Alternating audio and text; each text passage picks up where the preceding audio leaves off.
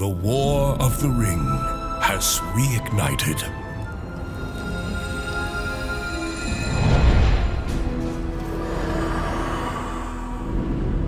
Armies were raised. Beacons were lit.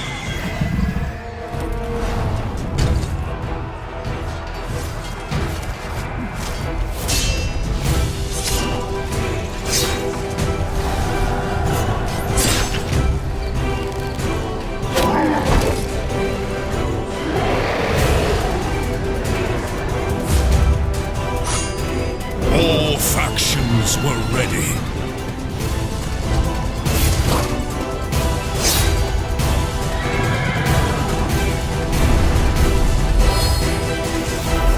To claim the One Ring. You're traveling along the road when you notice something strange up ahead.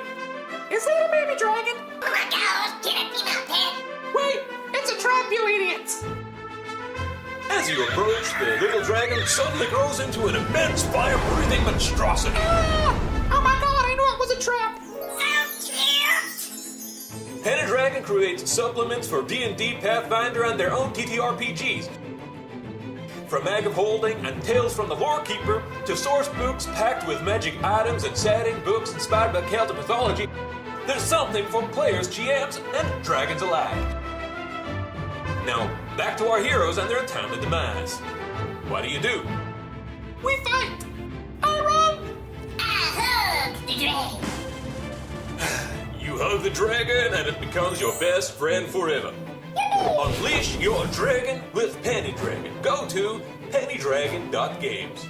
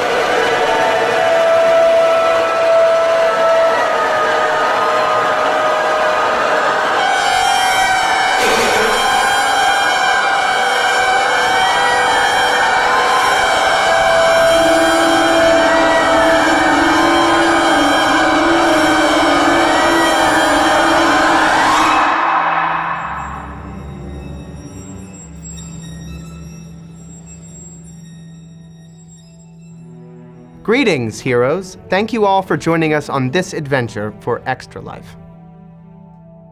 In this campaign, we see community coming together using gaming for change. And we all have a part to play in this story. Welcome back to Middle-earth. Welcome back, one and all, to Lost Odyssey, the Red Scribe.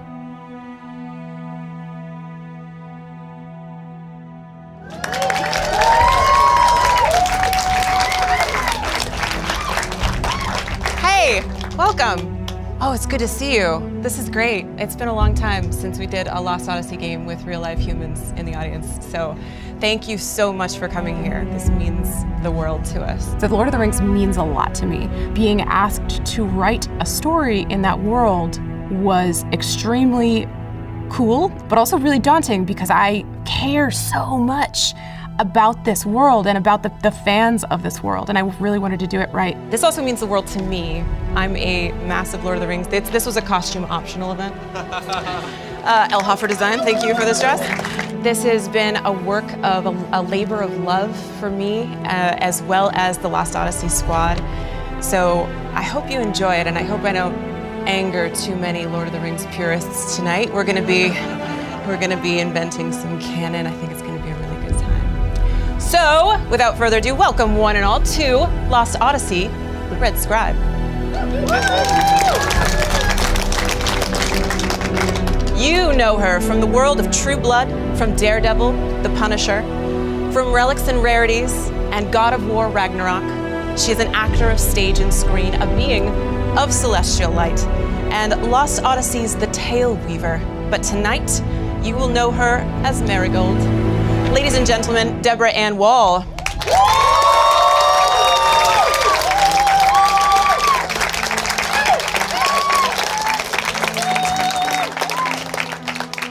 You know him from The Late Show, from Comedy Bang Bang. He's a TED Talker, a Tiny Desk player, a bard of a generation from countless concert and comedy specials, bona fide genius, don't tell him I said that, and has walked across realms as the famed hero that you will all meet tonight, Bronwyn.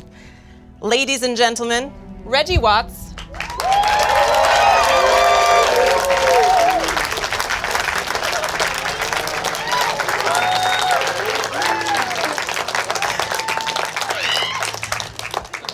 Adventurers, you know him as the founder of GaryCon, a dungeon master of true legend. He has been called Melf. He's been called Lucky of the cyberpunk verse. He's an author, an American hero. Hell, he's an American icon. He's Vesnus from the Lost Odyssey and the son of Gygax. And tonight, you will know him as Osbert. Ladies and gentlemen, please welcome Luke Gygax. All hail Gygax!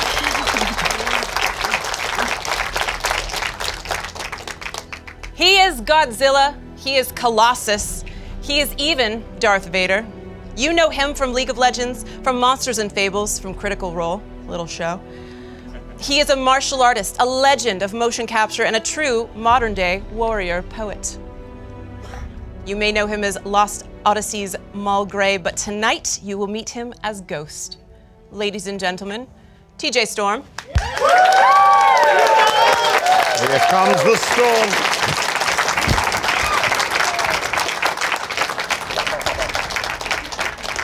TJ, you have to stop reading. We gotta play the game. All right. He is a legend. Bullet Train, Braven, Deadpool 2, The Mandalorian. He is king of Iron Fist and has both tasted man flesh and battled at Helm's Deep. He was there for the Fellowship of the Ring, The Two Towers, Return of the King, and you know him as the man that played the Dark Lord Sauron himself. Ladies and gentlemen, please welcome to Lost Odyssey for the first time, Sala Baker. Salah!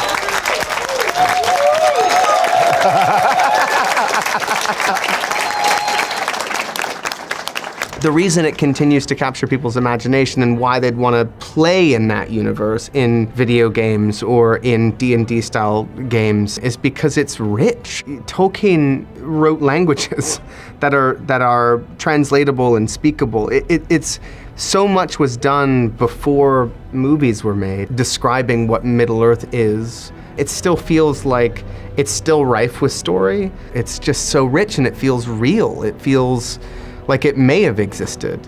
It has been 20 long, prosperous, peaceful years since the end of the War of the Ring. Many of the elves have left for the Grey Havens to sail into Valinor. Not all, but most of the magic has left the world. We have entered the Age of Men. The 5 of you, however, are level 1 adventurers. And I'm curious if you wouldn't mind telling me, we'll start with you, Ghost. Tell me what you know. What are the things that you've heard of the War of the Ring? I have chronicled it in depth. It is my way. It is the way of the Dunedain to take a specialty, when mine is that of law-keeping. Cimmerillion, you've heard of it? Never Dribble. heard of her. But a source of knowledge that I cannot ignore. I will add to it. Beautiful. This is the way of the elves, Bronwyn. and they have taught me well. Bronwyn, our elf. Tell me what you know of the War of the Ring. Well, I don't know a lot. I was mostly in forests, just kind of going around my business, finding food, foraging, making trails, that kind of stuff. So, not a lot. Trail maintenance. Not a lot, but I'm down to try. Marigold, you are a creature of the Shire. What, if anything, have you heard of the War of the Ring? Oh, not very much. We don't talk about it very long. My mother and my father and I, we kind of keep to ourselves. I don't have any siblings or very many friends. But I'm up for a good time. Everyone else wants to stay home, but I kind of want to get out there and adventure. Osbert, a man in our party. What have you heard of the War of the Ring? Oh, not much, but my gran used to say that if I would stay out too late, the goblins would come and get me. Oh, this is very true, very true. And if I didn't do my chores, then the orcs were gonna come at night and steal me from my bed. That's accurate. It might happen tonight. And last, of course, but far from least, Bearmus, the mighty dwarf. Yes, I am. What have you heard of the War of the Ring? We don't really talk of the ring. Very good. Enough said. A beautiful. That was ominous. So, all of you, God, you had to go with silly accents, didn't you? I'm so sorry. No, it's good, it's fine. All of you have individually, for reasons which we'll get into in a moment, received a message, a mysterious message, bidding you to join an unknown party at the Inn of the Prancing Pony in the town of Bree. Are you familiar with it? Well, you will be soon. It's my hometown. Oh, just down the road. That's true. For some of you, it may be a nice short journey. For others, maybe a bit longer. But there is an urgency in the writing that compels you to meet on this particular night, 20 years after the war has concluded. Ghost, you feel compelled by this note, perhaps most of all, and most mysteriously, because if I may be so bold, I would guess that your journeys have taken you perhaps the furthest from Bree. I have seen much of the realm, and I have catalogued what I can. The missives of Elrond and others have sent me to places. I have seen things that I cannot unsee. But I must answer this call. Excellent. Not that call. This call. So as you answer this call, all 5 of you find in front of yourselves in the game world. I guess I should do like I'll do like my Kate accent. Here in the game world, you're gonna find in front of you like a little vault. Let's crack those bad boys open, shall we? All right, I'm vaulting it up. What do you find in this little vault? No, you didn't. We did. We did. It's a tiny version of yourself. Yes, I am. Oh my God, awesome. She's got goggles. That's what I asked for goggles and they put goggles. I'm so glad. I'm so happy for you, Marigold. My old eyes need the extra lenses. So on the subject of Yes. goggles, would you mind giving just a brief rundown of what you look like? Me? Yeah. Oh, first, yes, okay. So yes, I'm quite short and stout. Very long, reddish gray hair. Was it too much? No, it's fine. Do I need to bring it down a little? I'm just feeling what you're saying. All right, gotcha. Okay. Yeah, and yes, the eyes are not doing so well. I've lived quite a long time now, and I need the thick lenses to really see clearly around in my surroundings. I have my cardigan with me all the time. I tend to get chills. Oh, also, I'm allergic to shellfish. You should know that. Okay. Yep. Hang on, let me write that down. Yes, it's my greatest weakness. Let me write that down Shellfish. too. Yes. Very shellfish. Very important to know this. Osbert, paint a visual picture of yourself for the fans at home, please. I'm Osbert. I'm a man of Bree. I'm rather tall, 5'9", which is tall for the folk of Bree. 5'9". And I'm man of Brie. Tasty. Yeah, I love Brie. It's Tasty. it's my family makes cheese, and I feel I'm like from I've Brie. had dreams of men of Brie. Made of Brie. Delicious. You're crackers. I have red hair and a red beard, and like I said, I grew up on a farm making cheeses, Brie and goat cheeses, and some Lancashire and some other cheeses. But what I've noticed is I found this dagger when I was out looking for one of our lost cattle. When I sleep at night, sometimes it whispers to me. Uh-oh. That can't be good. It tells me that something dark is coming, and maybe that my stories that my old gran told me are gonna come true. Perhaps tonight they will. Bearmus! I am the smallest of my group. Bearmus, they call me. I'm like a bear, but I'm small. And I have an axe. Yes, you do. A member of the dwarven folk, are you not? Yes, I am. Yes. Short and stout, but large-hearted. Do you have a beard? Of course I do. Of course you do. Of course you do. What kind of a question was that? And this axe, can you describe it for me? What kind of axe? It's a small axe. What do you use it for? I travel from town to town as a wanderer. And I listen to stories of the folk of where I wander. And for their stories, I give them seeds for food and an axe to build them housing Nice. for their stories. I love that. So you have then a great collection of stories, Yes, I do. ranging far and wide. Yes, I am. Bronwyn, obviously I know what you look like, but for those of you who may not know, describe yourself. Well, I'm like I look like this kinda, but like a lot taller. Probably like a 5'7", something like that. Pretty tall. I like a cloak, standard, just for the forest. And I've got a bow, and obviously some arrows. A familiar, small cat, I think. And yeah, I love a top bun. Big top bun person, and I'm pretty good with daggers and short swords and arms, and know a bit of magic, and once in a while, yeah, it's pretty good. Does your cat have a name? Yes, yes, my cat does have a name.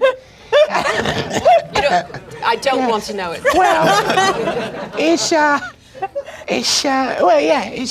this cat. Right, you're talking about this one, right? Yeah, this cat is called Shamayz.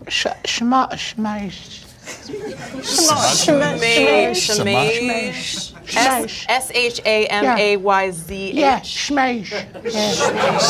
Shmayz. Yeah.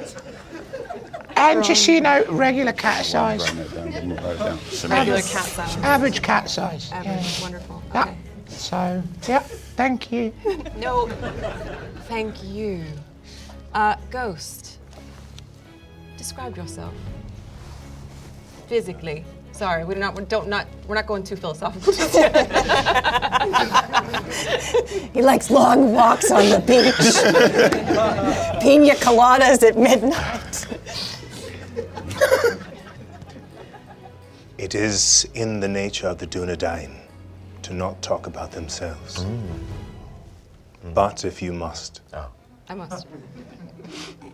We are a tall people, often described as fair, but we are all not fair. The line of Isildur, that is known. We are not all of the line of Isildur. Our line came from those that went to the land of gods and did not return. But we were not all there. Beautiful. I carry the legacy of the words of history so that others may not repeat the folly of those before them. No pressure. What a burden you carry, Ghost. I must understand the meaning of schmaze. Oh yeah, crack open those eggs too. Those are your dice. By the Oh, way, I'm so right? hungry. These all have gorgeous dice. Get those ready. We'll surely will roll them. Oh, okay, that's how it goes. It does, doesn't it? Yeah, a little bit. Well, we start out at the Inn of the Prancing Pony in Bree.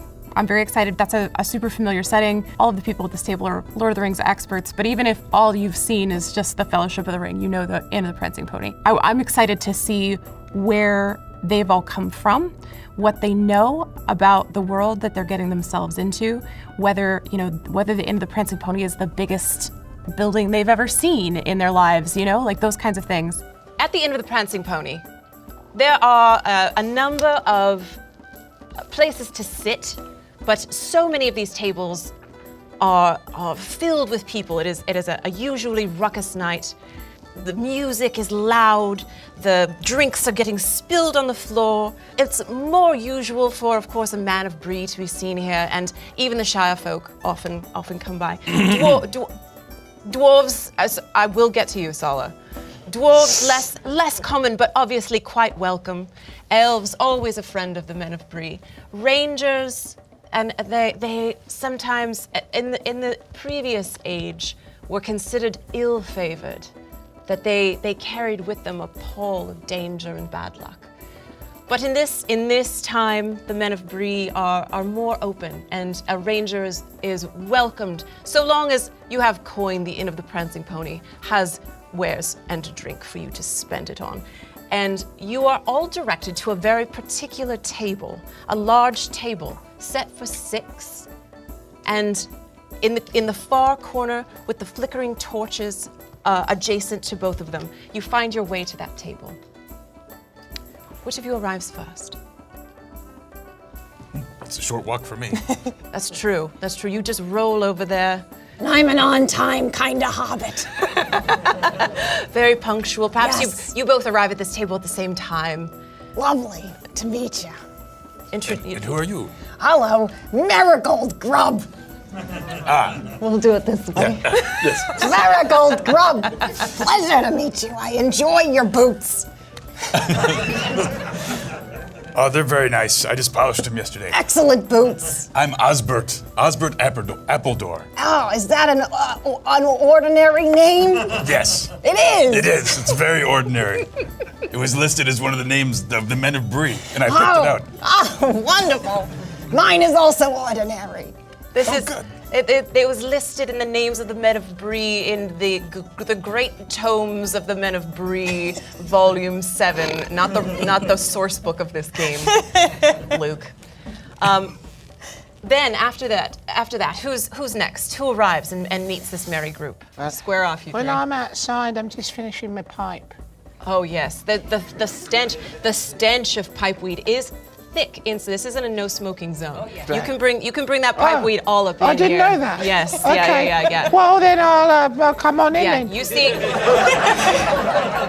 you see a large crowd of pipe-wielding men just cruising on in there, and it's like a good skunky smell. And lady hobbits. I've got a long one. Oh, nice. I can use it as a cane and a pipe at the same time. The same time? I'm very versatile. Magnificent. Yeah. Well, hi guys. How you doing? My name's Bronwyn. You mind if I sit here? Join us! Okay. Here I am. And what's your kitty's name? Oh, that's just... It's a very personal question. Oh, it's good. Yeah, that's very, very forward, but, Schmace. Schmaze. Yeah, Is that an ordinary name? Very, yeah, for me, yeah, for my family, my gran. Did you all get letters? I got a letter. Oh. Did I get that? Did I read it? Yeah, you got it. Okay. You got the letter. Oh, yeah, I did. It's nice. It says the penmanship is beautiful. The penmanship is beautiful, and as the last two party members finally agree to join us, which I will allow you to have an entrance. So, which of you wants to come in first? I'm always wary from afar. Oh, are you already here? You're watching the table? Yes, I am. I like that. I like that. So there is a actually, Sala. There's a creepy dwarf over there watching, looking at us. I noticed. Sala, let me get from you a stealth check. So you're gonna look. I'm Osbert. Oh, now they're A already breed. meeting. You're gonna. Is it? You have big hands for a little feller. All right. So I guess Yes, I am. you failed your stealth check. Osbert found you immediately. Well, that doesn't work. Can't pull the wool over my eyes. Incredible passive perception on Osbert. Damn it. What about you, Ghost? I have been watching this place from the outside for 2 days. Jesus Christ. That's what I was doing. I have been making notes, and it is interesting that there's a person walking on a pipe. A person with a cat. A dwarf. And a man with a large round of cheese for no particular reason.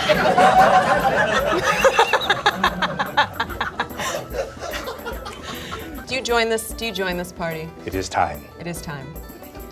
All right. I am Augusta Althea. In the name of the common folk, you may call me Ghost. Hi, Ghost. Hello. I like your work in Modern Warfare. Thank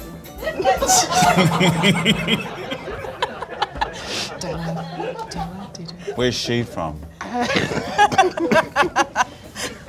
Around, you know.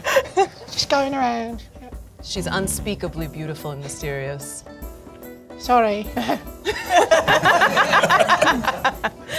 So all of you have received the same note, and this eventually comes out in conversation. We're going to skip to that. You have all of this just a very brief note written in a beautiful calligraphic hand. Please, the fate of Middle Earth depends on our meeting. Be at the Inn of the Prancing Pony, date, time, table, signed, BB. Yeah, write that down. BB. BB, very important. And as you all sit and start to break this ice, questioning why were we chosen for this task? I knew why. You do? I know why. That's amazing, because I haven't told you. My dagger's been whispering to me something's coming. Of course. You hear whispers from your dagger. Don't tell anyone. You just told us. Well, but if you tell anyone here from Bree, they'll think that I've lost my senses. Yeah, right. Do you talk to your cheese? No. No, that would be crazy. ridiculous. Who talks to that cheese?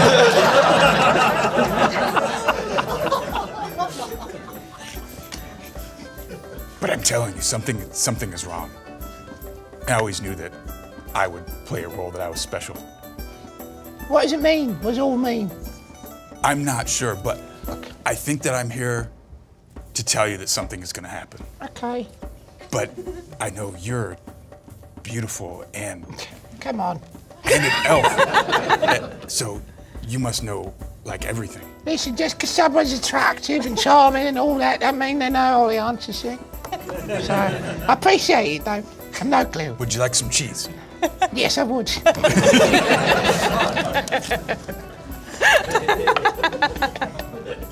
You cut the cheese with the whispering dagger.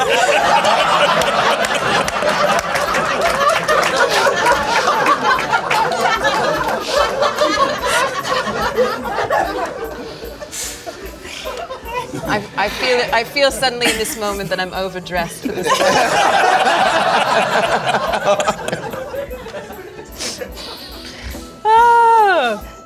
So, as you all cut the cheese and exchange these conversational bon mots, there's a fuss at the entrance, a fuss of a whispering, and 3 figures enter the Inn of the Prancing Pony. 2 quite tall figures. Their hoods are thrown back, and they are beautiful, hunky elves of the Lothlorien variety.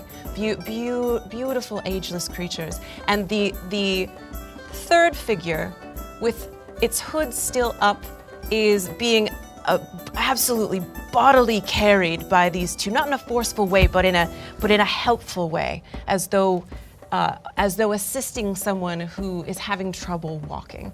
And as this draws your attention, the elves find your table, and one of them leans down to speak to this small figure. And they make their way to the table. There is a 6th place setting, and the tiny, slow-moving body of the cloaked figure sits down in that 6th chair and says,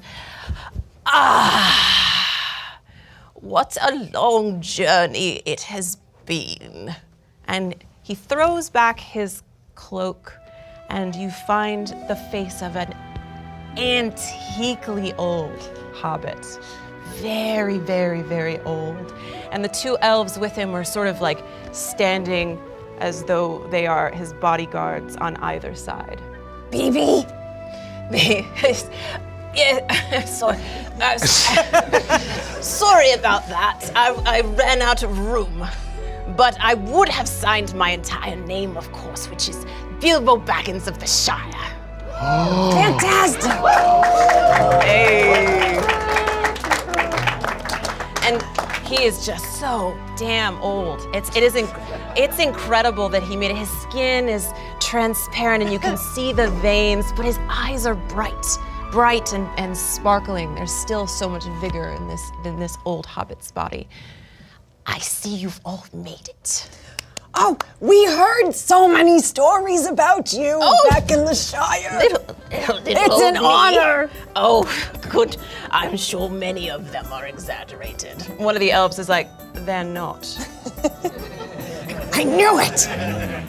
Oh, you have to tell me all about adventuring. I wanted to do it my whole life. I've got a bit of a late start here. Oh, a late start is never a problem, dear.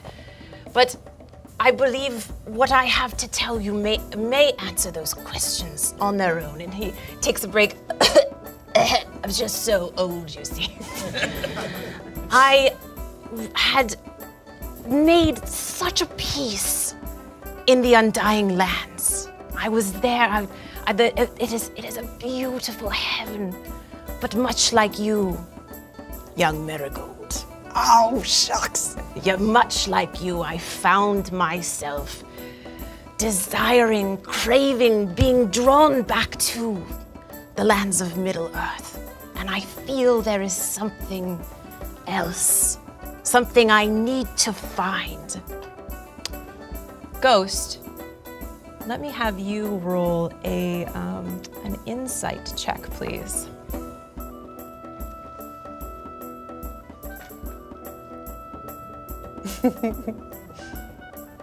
Twelve, okay. So, it's just for a fleeting moment, just a brief moment, but you see on this ancient hobbit's face the flash of something that's not quite him. It's there and it's gone. It's there and gone. No one else sees it, but you do.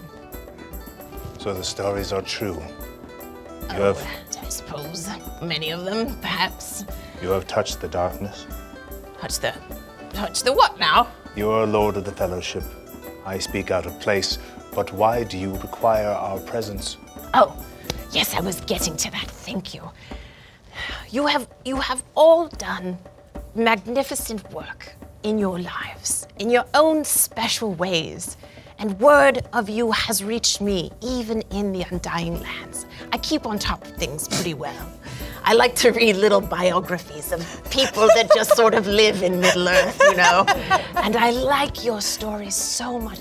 I love the stories, Behemoth, that you have been collecting in exchange for seeds. Yes. You have the very soul of a hobbit. You should be so proud. I have this draw, and I want to get there on my own, but I have a certain situation. And one of the elves is like, he's far too old for this journey.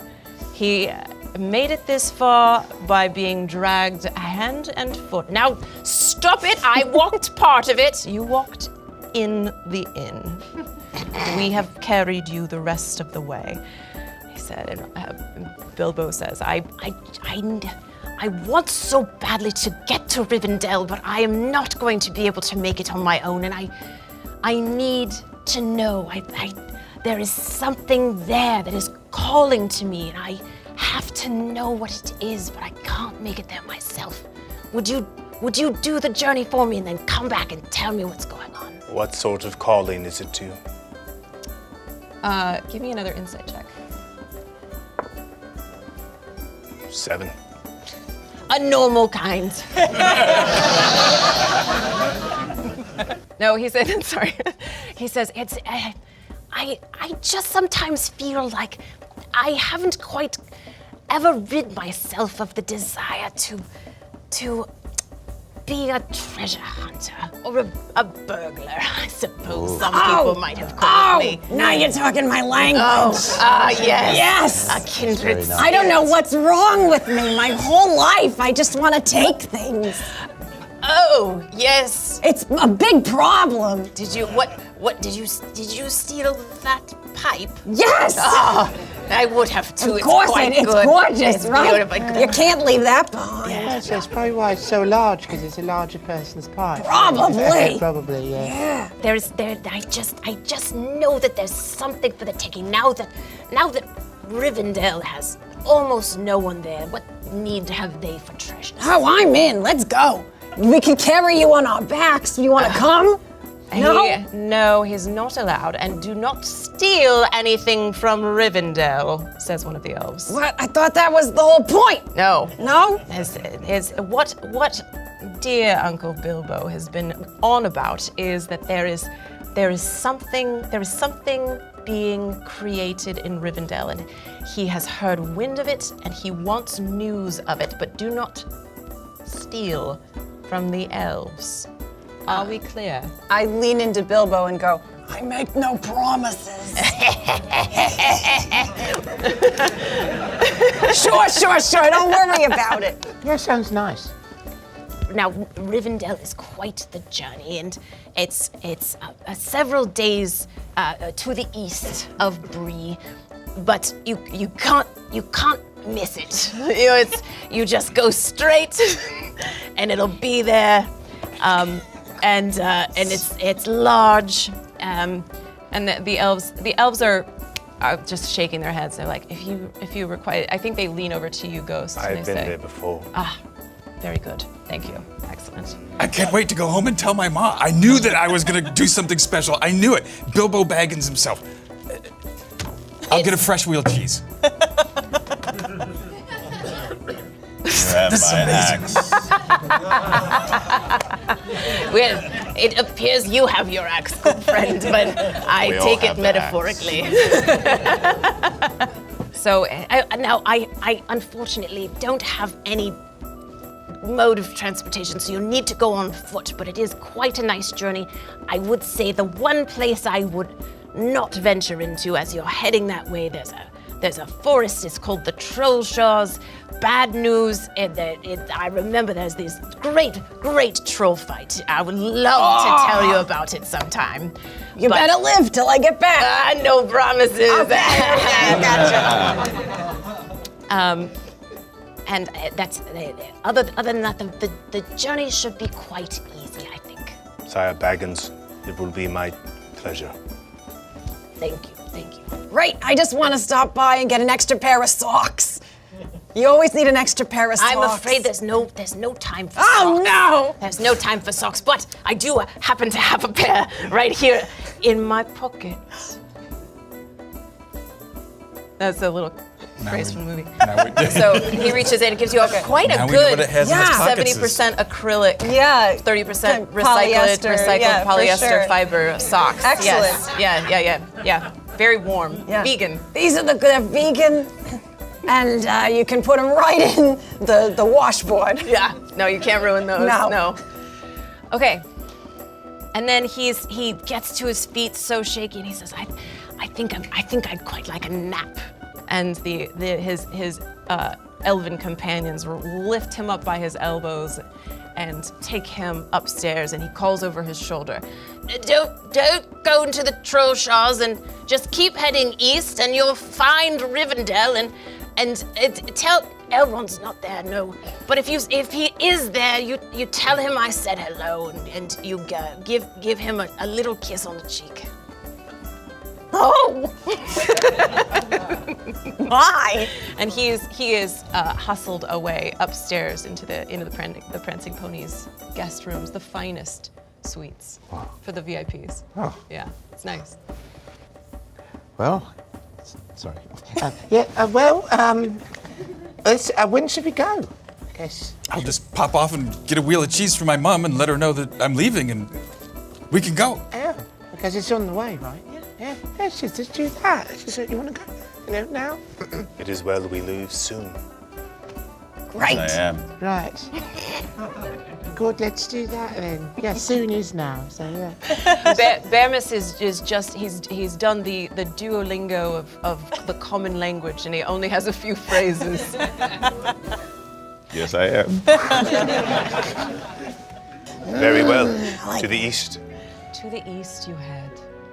It is a multiple day journey to the east, and you spend several days walking. You have enough basic supplies. The elves really set you up at the end of the Prancing Pony as they gave you some travel packs. You got rations and sleeping rolls, bed rolls, all the adventuring basics 101 starter set stuff. And cheese. And God, your mother when you told your mother that you were finally going to leave home, she burst into tears and gave you so much cheese, you had to have a whole separate backpack for it. Cheese pack. Thanks, Mom. Different kinds. Oh, my grown boy is finally leaving. From there, we're going to head to Rivendell. We're taking a path heading east from Bree, and along that road sits a very dangerous area called the Trollshaws. There is something waiting for them in those woods. There are going to be moments where the pull of the shadow is a big mechanic in this game, and that shadow pull is going to start tugging at them. So you set off into the east.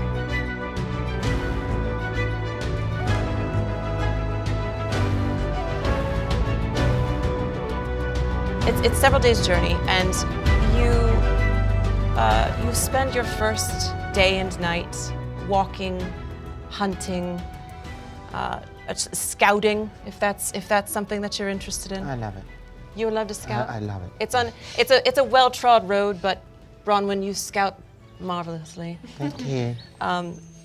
And on the night of your second day of travel, a full moon has risen. The lighting is wonderful. And you know that you're so close. You're so close to Rivendell, and you're just so excited. It's your first adventure.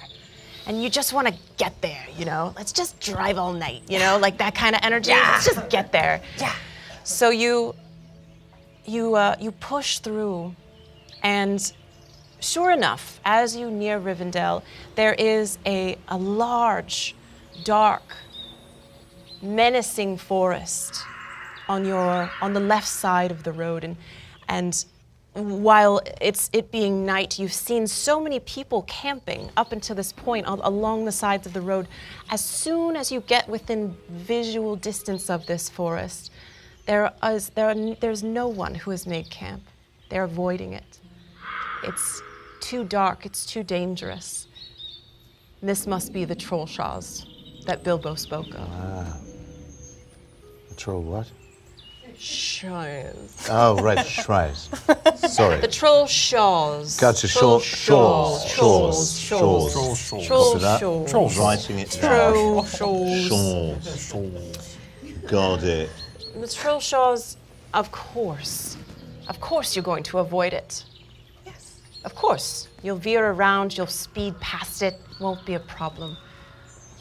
Of course, unless Ghost, as you lead the group, something in the troll shaws calls to you. Ghost. Ghost. Stay on the road. Do not leave it. Do you understand? Yeah, of course, yeah. I tell the cat, stay on the road. Meow. Meow, okay. May I check it out? You have no choice but to.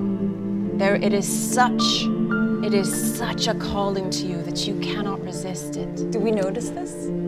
Yes, he's leading the group as the ranger, as your Dunedain ranger. He's so familiar with this trek that he's been leading you, and suddenly he stops short and then starts to veer into the troll shaws. Whoa, hey, I think we got a warning about this place. I would turn around if I were you. You'll be all right. Just a quick check to make sure we're not being shadowed. Sure? One can never be sure. That is the nature of knowledge.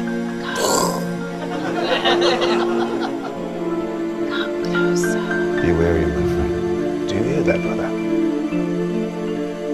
I think we all heard that. Not that, but do you hear the whispers? Ghost, listen. Ghost. Something is afoot. Keep them safe, yes? You hear the whispers too? You're talking to the dagger again. I'll let you go. Closer, ranger, closer. Yes. Yes, you push into the forest, and you don't see anything at first, but the whispers draw you on. Closer, ranger, closer. Before long, you find yourself at a clearing. 3 massive troll statues, and you nearly trip over the corpse of an unwary traveler at your feet. And before you have even a moment to examine it, sounds rustle from the forest behind you. Orcs are near. This is a dark place. Well, there's a variety of different kinds of villains in Lord of the Rings. The Uruk-hai they're a bastardization. They're monsters made incarnate by blending orcs and elf blood. Like, they are truly created monsters, and their destiny is not their own. I mean, that's really fascinating as well. Orcs approach. That's actually my line in the movie. Summation. I will use the timeless art taught to me by the elves to slow down my perception of time. I know the way of orcs. Without a strong leader, they are cowardly and they will most definitely attack me from the back. This one walks with an odd rhythm, perhaps damage to his left leg. I will take advantage of this. Engage.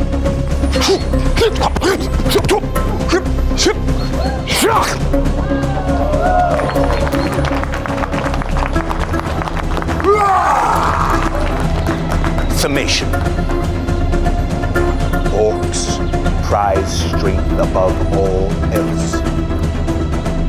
They love strength in their culture and they prize strength in their tactics. I will use this to my advantage. Engage. They're stronger than I thought.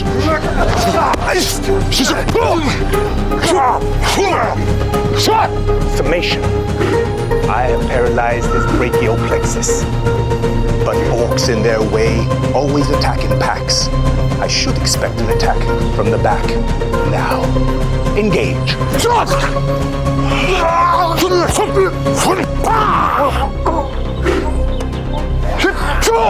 Summation. That always hurts. Engage. Trachea. Without the trachea, one cannot breathe. Ever.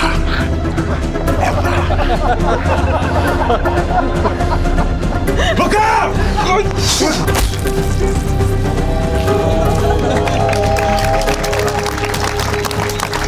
Well played. Well played. You've saved me, brother. I owe you a life debt. We are brothers now. Yes, Let us I get am. back to the others. Nice.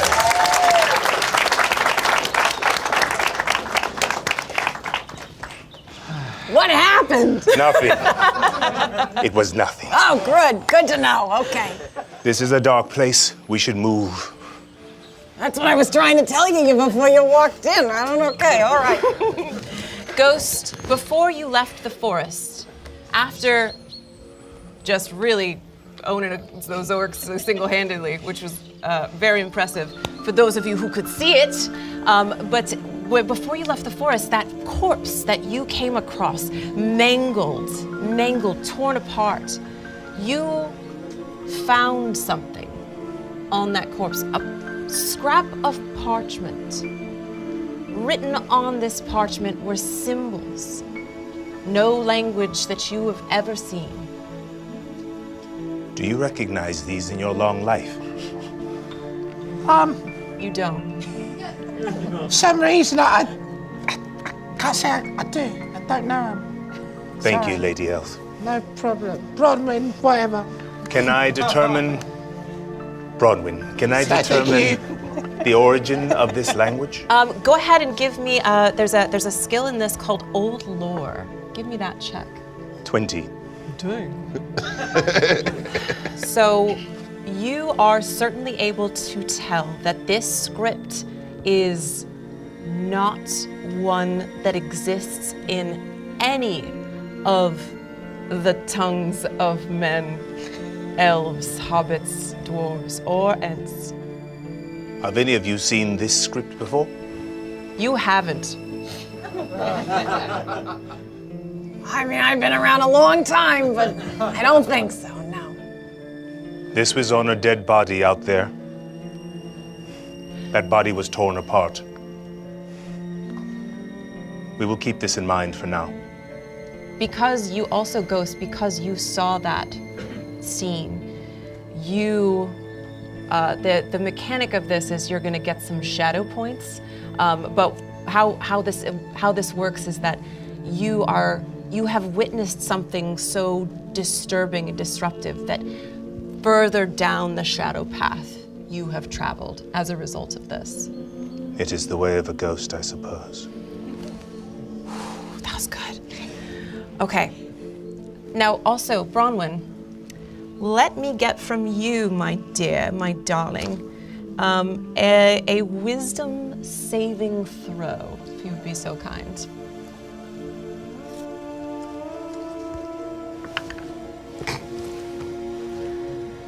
The mighty 3. It's a lucky number in some regards. Yes, a Some tripod. cultures. Yes.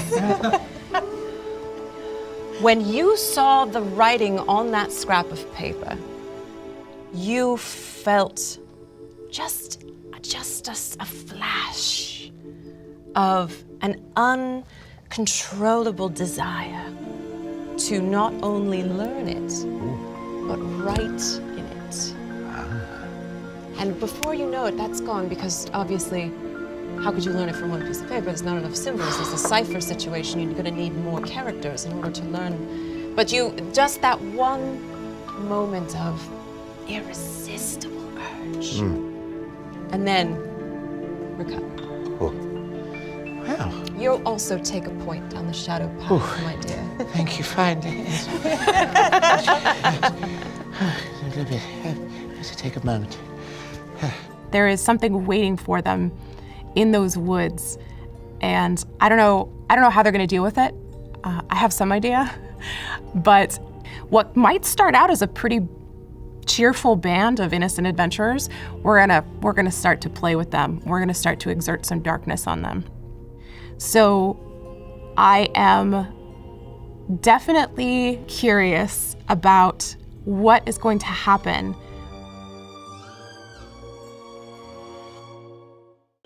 Changing kids' health through children's hospitals isn't just about helping those in critical situations. It's also about the research, preventative care, health and safety education, and other support services that help build healthier communities today and tomorrow. You can help change kids' health and change the future for all of us. Register at extra-life.org.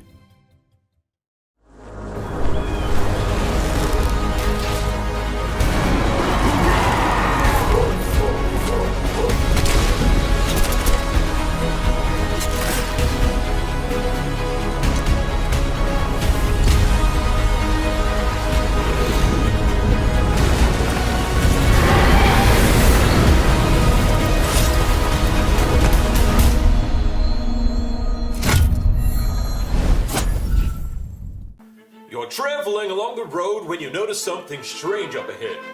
Is that a baby dragon? Oh my gosh, get it, Peanut! Wait, it's a trap, you idiots! As you approach, the little dragon suddenly grows into an immense fire-breathing monstrosity. Ah! Oh my god, I knew it was a trap! Penny Dragon creates supplements for D&D, Pathfinder, and their own TTRPGs. From Mag of Holding and Tales from the Lore Keeper to source books packed with magic items and setting, books inspired by Celtic mythology, there's something for players, GMs, and dragons alike. Now, back to our heroes and their untimely demise. What do? We fight! I run! I hug the dragon. You hug the dragon and it becomes your best friend forever. Unleash your dragon with Penny Dragon. Go to pennydragon.games.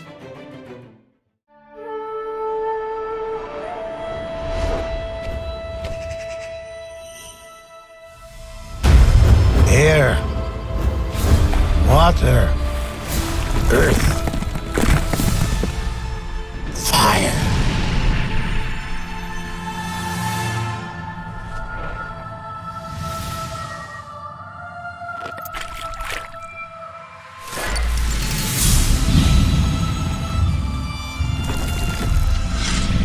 The elements that bind our world together are the same that break us apart.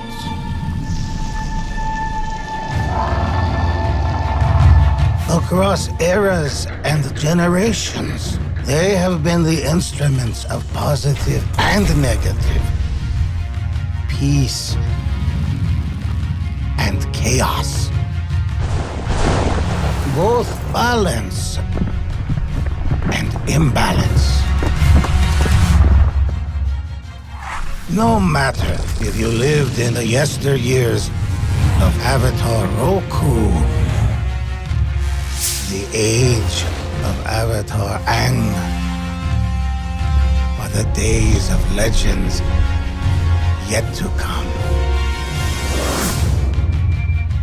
The pursuit of balance is not for the Avatar alone. No, or even just the benders of our world. No matter if you were born to master an element, or weaponry, or technology, or perhaps the simple brewing of fine tea. No obstacle can be overcome without a journey to discover one's self. And only a fool travels alone.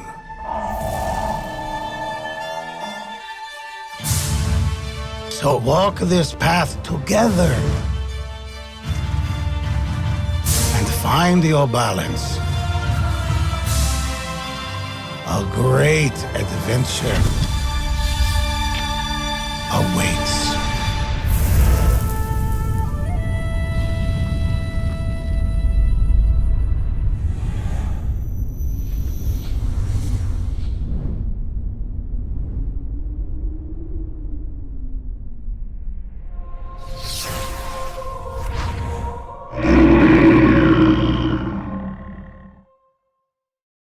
Live an immersive RPG experience with the ultimate miniature subscription.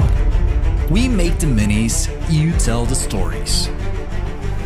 Unlock access to a new bundle of minis every month with the most realistic minis you've ever seen.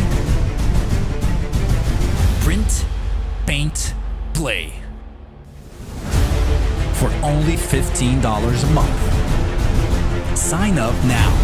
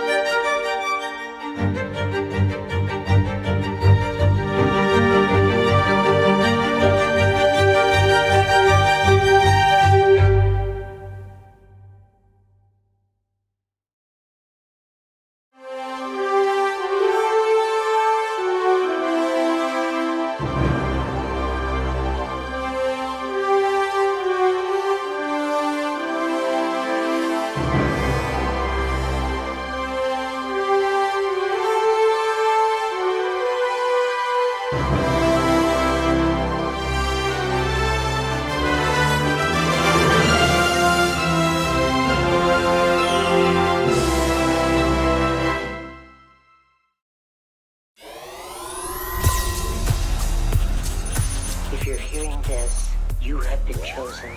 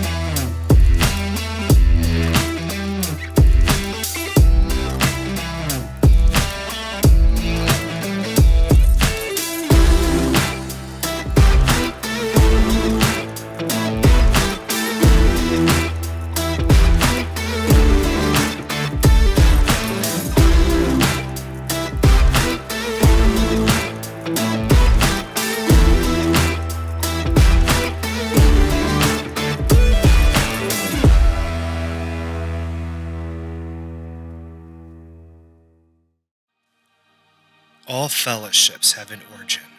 Every adventure starts somewhere, and every group of friends must discover their ultimate online tabletop gaming superstore.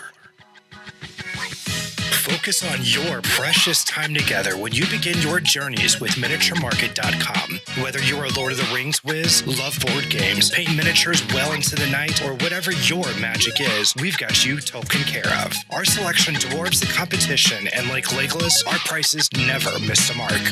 If you don't believe me, you can check out our price matching program at MiniatureMarket.com, and while you're there, bookmark us, because soon you'll be there and back again to say, "Give me more."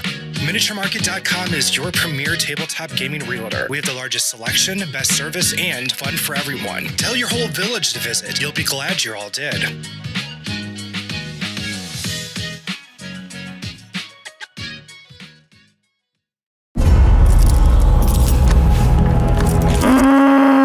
Don't let the wrong sound spoil your daring adventure.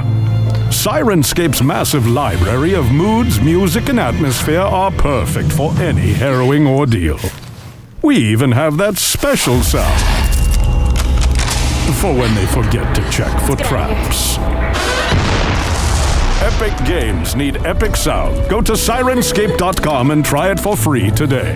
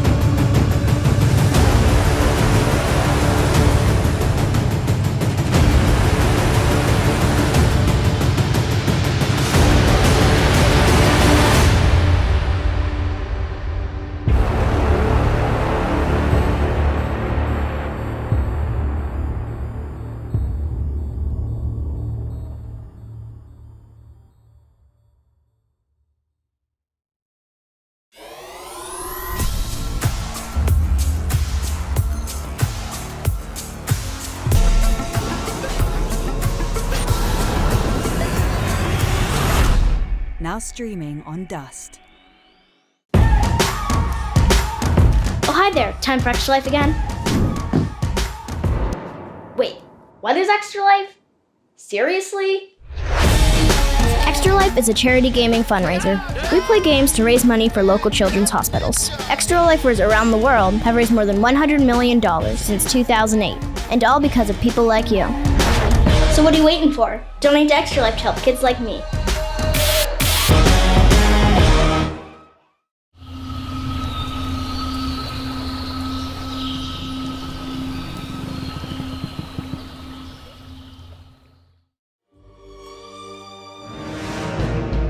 Roll for initiative. Woo! Yeah! 20-sided. Fucking roll for initiative. So you got 2, that's not good. You wanted to Are fit. we all rolling? No, they're rolling. Only them? Oh, no, all of Oh, you. all? Okay, No. gotcha. Darn it to hell. Oh, yes. So you're going to, you roll a d20, you'll add your initiative. Got it? Okay, great. So let's go ahead and start. Tell me, Bearmus, what did you get for your initiative? 4. Oh, for the beautiful round 4. I like that. All right. All right. Table. Okay, Osbert. 18. Osbert's ready indeed. Yay. Marigold. An even rounder 10. Ooh, Really round. That's very round, Very. just like you, Marigold. Bronwyn. Bronwyn. Yes. Bronwyn, thank you. I'm so glad you're here. Could you tell me what your initiative roll was, darling? Mine? Yes. Oh, right. Yes. Sorry. So you've got 9 plus 4 Exactly. is 9, 10, 11, 12, 13. 13. 13. 13. Whatever. And Ghost, your initiative roll, please. Within the timeless art, I have attained a 20. Ooh! All right. An orc chieftain, a large creature, comes snarling out of the woods. And Osbert, Ghost, you react first. In the timeless art, I watch it advance. I watch where it puts its weight. I watch how it uses its strength. I must know who I am traveling with. I hold my action to defend another if they need it, but if not, I let them fight. Ooh, Ghost. All right, Osbert. I pull out my axe. No free cheese here, orc. Orcs notoriously cheese thieves. And a 16. 16, that hits. All right. Do a D10 of damage with my axe. So a total of 8 points of damage. Whoa, okay. Whew.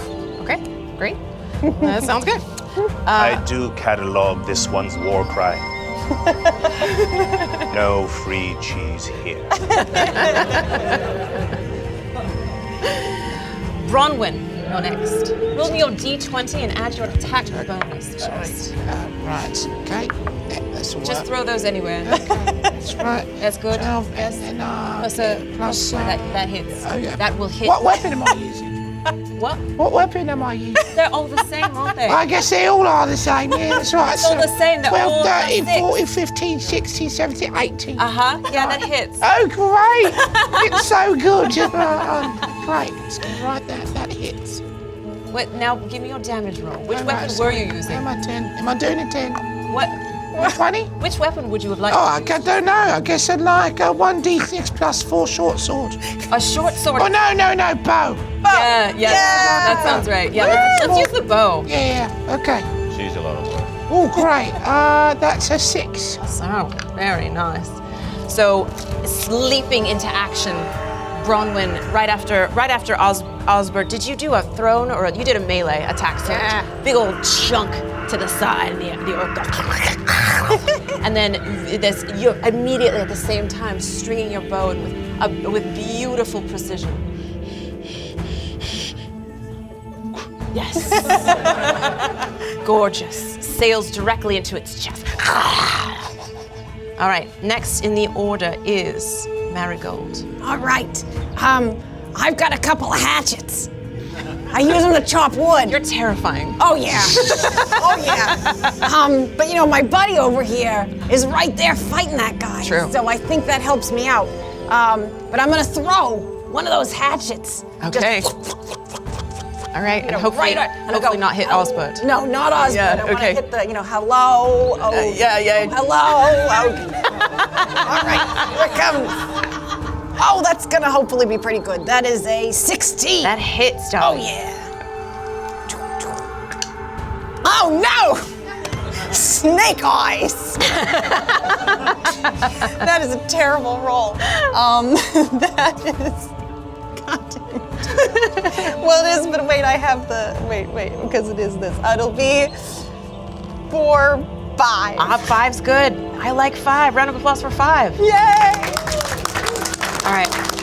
I do make the note nearsighted. Yeah, I know. Oh my God. It's the orc's turn now, and he turns his snarling attention to you, Osbert, and rolls a natural 1. I got him off balance. So it really does come naturally. It does come. So he's distracted, and then also as he rears his nasty little sword with a notch cut out of it, and he's saying, and he comes for. I like to think that you have done something to perhaps knock his weapon out of his hand, since you readied your action. I turn just so the medallion on my clasp catches the moonlight Oh, yeah. Oh, right here. he hates it. He hates it, yeah. But I stay out of the fight. Okay. Last, but of course not least, my dear Bearmus, what would you like to do? I stand there, as Ghost does. I survey the weight shift.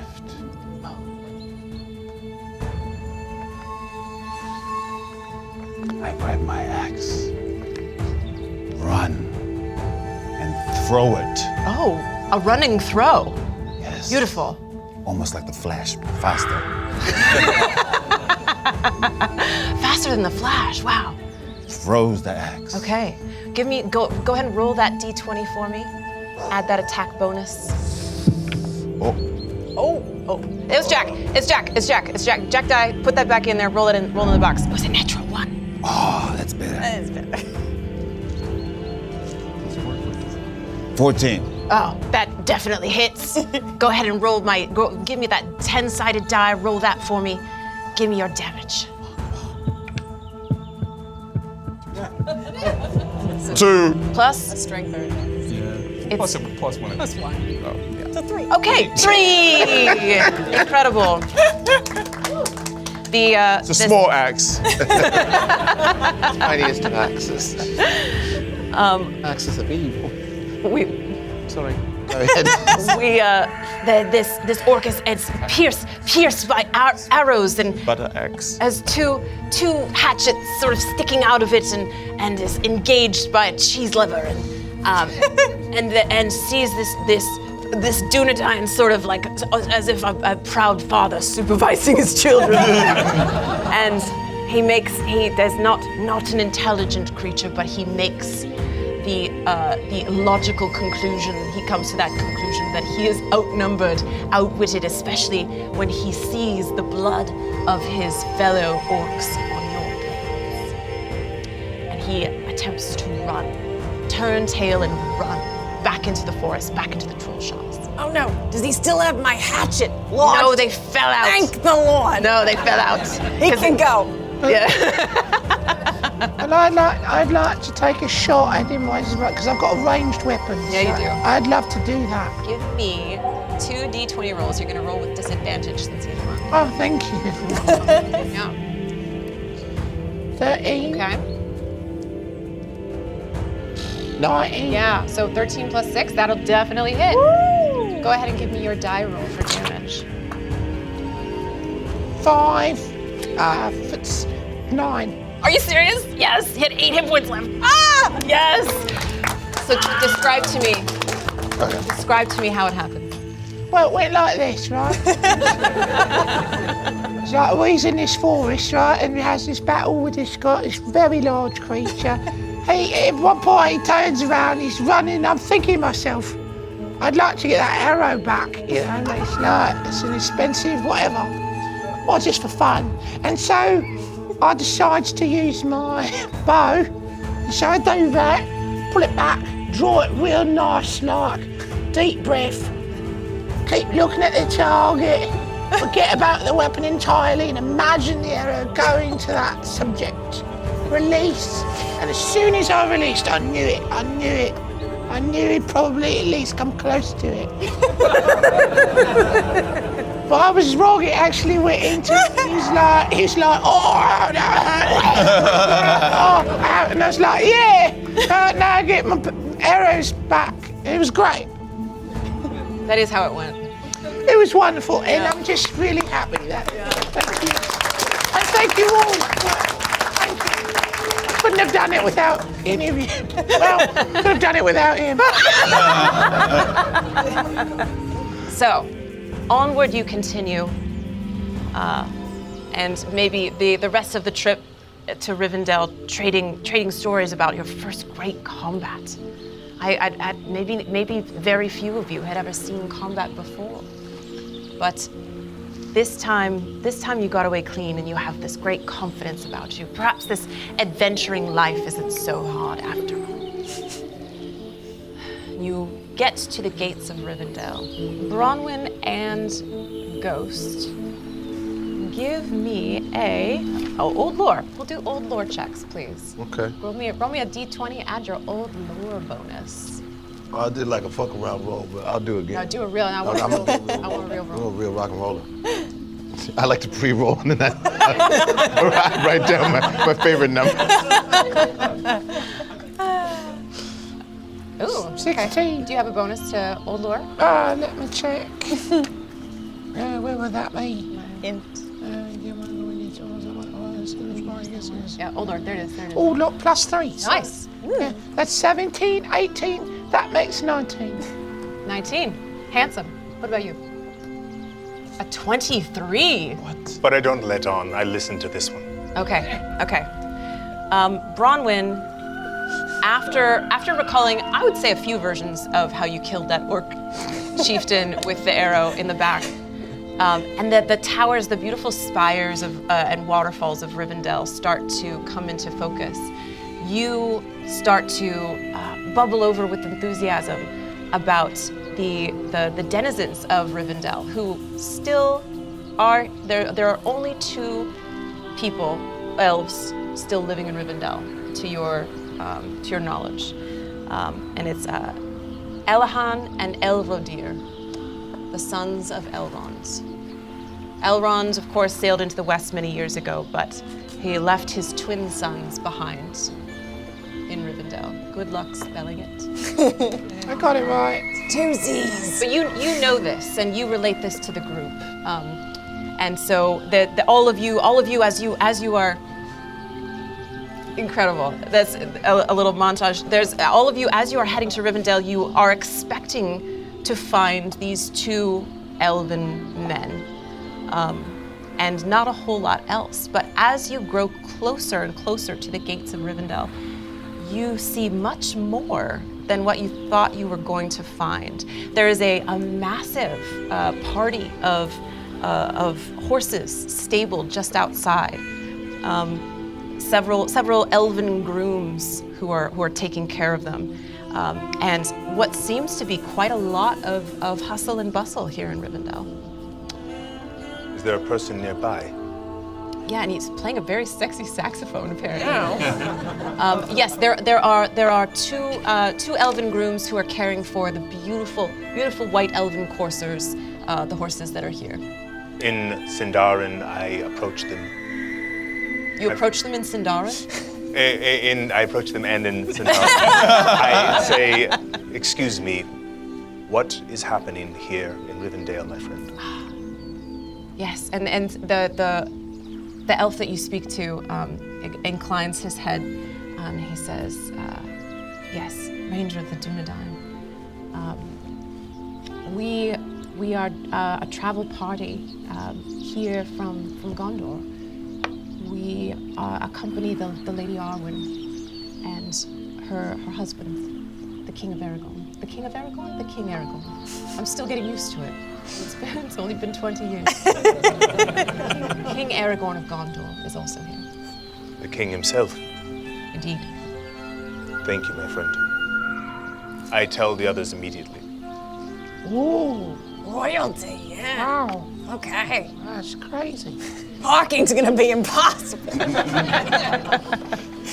Well, can I ask a question to the grooms, to the people he was just talking to? Yeah, have you ever heard of Elrodir? Oh, of course. Okay. You speak of the sons of Elrond, yes? Yes. Have you seen them in town? Have they been in town?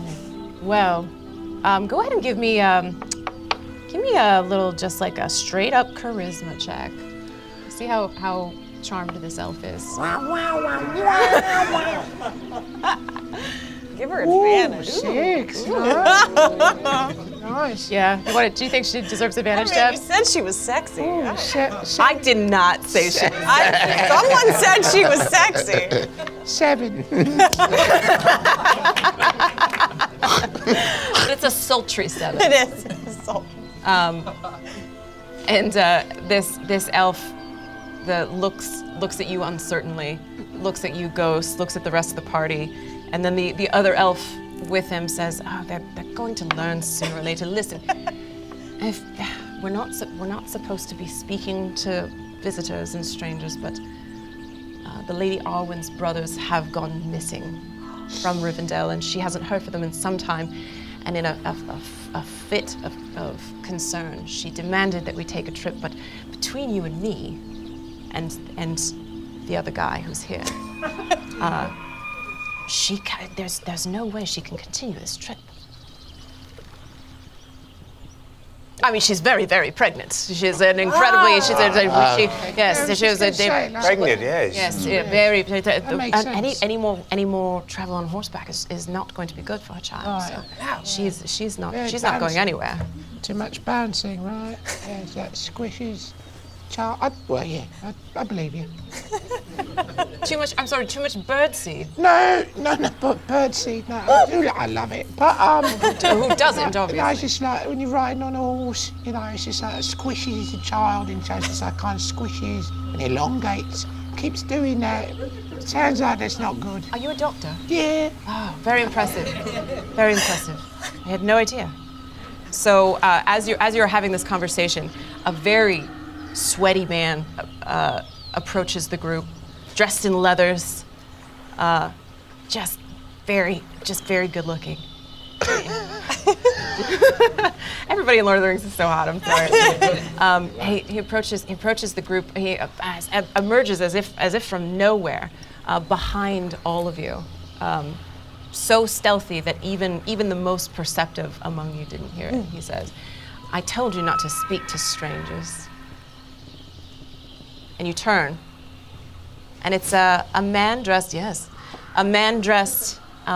a ranger, a common ranger. I love rangers. Yeah, they're great.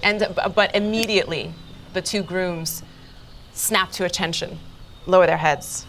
Ooh. I'm sorry, Your Highness. Oh, jeez. What is your name, Ranger? And he likes that. He likes that. He'll remember that. He says. Thanks for letting us know. Some have called me Strider over the years. Shit.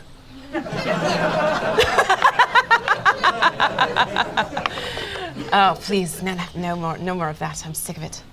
Absolutely sick of it. Please, rise. What's your business here? We hear there's trouble. Is there something we can do to help, my lord? You've heard about this trouble? Yeah. Not from anyone here. I look at the grooms. Of course. Don't. Would you like some cheese? It's a confusing presentation that you make, man of three. I would like neither your knife nor your cheese. I would know your business. Knife nor cheese? Yeah. So he's on a bit of an adventure already to find some blokes or something. We're supposed to find something here for I don't know if you've ever heard of Bilbo Baggins. He doesn't react to that visibly, but there's maybe he does. There's a little quirk to the mouth. He says, I reach in my bag and I go, "These are his socks." Yes. We can prove it. Yes. Yeah, they look. You don't have to. They look like his socks. Yes. Excellent. Yes. Oh, you know him? We've crossed paths. Yes. Okay. Bilbo sent you, eh? Yeah. Interesting. Well, you better come inside. And he gestures broadly to one of the great council chambers that is just up a beautiful winding path with gorgeous rivers and waterfalls and everything sparkling. Even though Rivendell has been nearly abandoned for such a long time, there's still so much beauty and magic in this place that will probably stay there eternally. This is far more posh than Bree. I know. I feel a little underdressed. You should have worn my good glasses. There's time to put the socks on if you'd like. I will put them on. I'll put them on over my socks. Good, very Very good. And really roll them all the way up to the knees like the kids wear them. You know, thigh highs, I think they call them. Bilbo and his thigh highs. Yes. We've all heard the stories. Now we know they're true. So the Strider gestures you up the path, and falls in step next to you, Ghost, and seems to, I don't know, maybe just be comfortable next to you. I don't think that he has anything necessarily to say, but being with another ranger from the north, another Dunedain, seems to bring him comfort. Do you find the role of leadership akin to the role of ranging? In truth, I think I miss the ranging. Leadership is a little stagnant for my tastes, but luckily we were able to sneak out, to be honest. And he hesitates for a moment, but he starts to confide. He says, I've grown concerned about what has transpired here in Rivendell, but I'll show you. And he continues to lead you up this path.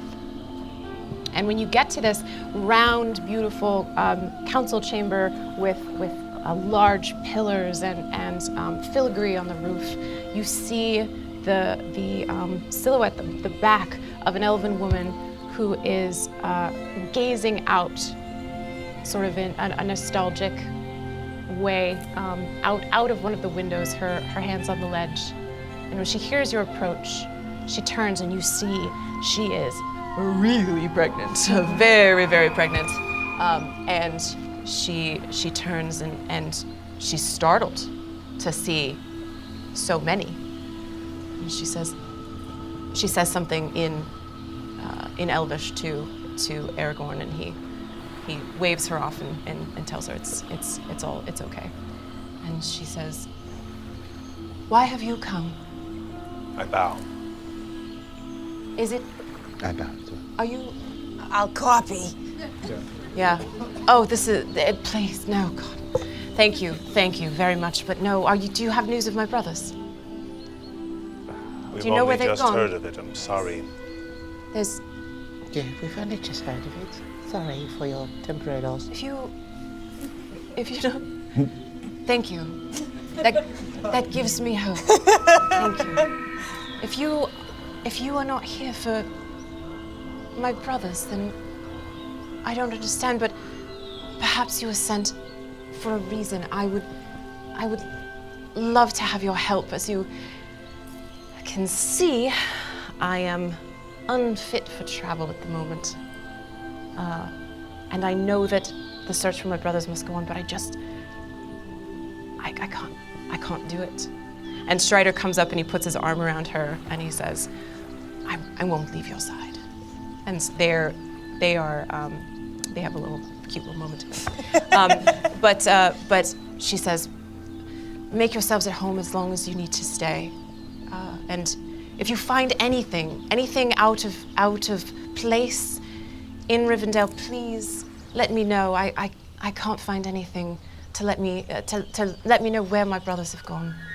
Where were they last seen? As far as I know, here they were keeping in touch with me, and we were writing, and suddenly their letters just stopped. Speaking of writing, have you ever seen this language? Before you can show it to Arwen, Strider grabs your hand, gently but firmly, and he says, "The Lady Arwen is tired. Darling, why don't you retire and we'll continue the conversation?" And she says, "Yes, I suppose that would be best. I just wish I could get back on that damned horse." and she touches Strider's arm and she walks up a ramp and out of sight. His hand is still on your arm, and he says, "She has not seen the writing, but I have. Come with me." And he takes you further into Rivendell. into the up beautiful spiral ramps and stairs into what is clearly the home of the lords of the town, where once perhaps Elrond slept, but now his two sons stay. And on the writing desk, this beautiful, ornate, gilded writing desk, are papers scattered everywhere. And Aragorn gestures and he says, "We have this writing here. The very same script, and I cannot make head nor tail of it." Can I take a look? You please be my guest. Yeah, 'cause I just had this weird feeling. Like when I used a bow and arrow to there was an orc who was running away, and in that moment, somewhere in the battle, it was really nice because the arc. Anyways, No, go on. oh yeah, well the arc was really nice. I'm kidding. You know how? Okay. Anyways, as I was saying, I just feel a connection to these symbols. And there's a realization that dawns on Aragorn's face when you say that, and he says, "You," and he points to you, Bermus. Does this writing? We're out. This You. And you, Ghost. Come closer. The rest of you stay behind. I don't know if it's safe. Oh my goodness. But he asks you to approach and take a look at this writing. Do? It does not look familiar. I've traveled these lands and heard stories from many, but this I have not seen. Nor I. Who do these belong to? This could only be the writing of Elahon and Elrodir. But this is not Sindarin. No, it is not. Where are they? That I don't know. There is only one place that makes sense to me that they would have gone, where all the elves are going. And that's to the Grey Havens, to sail to Valinor. But I don't think they would have gone without telling Arwen. I step forward. I'm pretty good at puzzles. I do the cryptex every morning in the papers. If there's enough of a sample here, could I give it a shot? You're more than welcome, stout halfling. Please be my guest. Cool.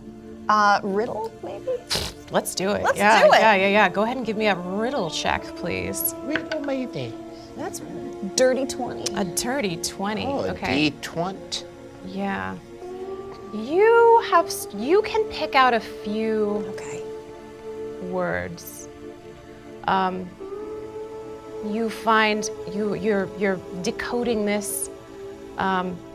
Like the glasses are like this close to the paper. Yeah, and it's impressive. And you get the odd letter. You're like, oh, there's the doubles thing. When there's the double letters, then you know it's something. Yeah.